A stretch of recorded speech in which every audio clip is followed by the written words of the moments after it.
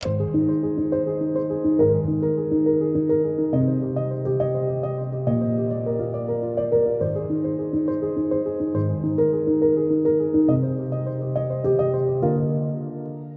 was the role of Jerome Robbins in the West Side Story film? What was his contribution on the set? Well, I think his contribution was just immense. I mean, I really think that it was his conceptual images, and he was so brilliant. I remember early on, he had filmed the entire opening, the overture, in the streets of New York. That was already completed before I ever got on the picture, because I got on it a little late because I was still working on Splendor in the Grass.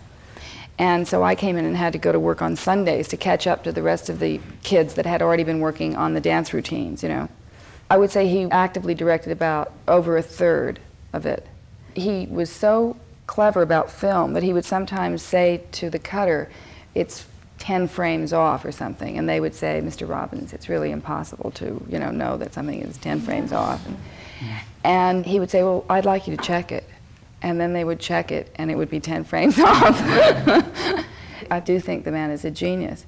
I think the way that he moved the camera, with the dancers and gave it that, I think he did things that were really unheard of at that time. He didn't give technical advice. He would say, cut to the emotion, cut to the people, cut to the movement, not necessarily of the steps. His main concern was not the steps showing off the dance. It was for the overall mood.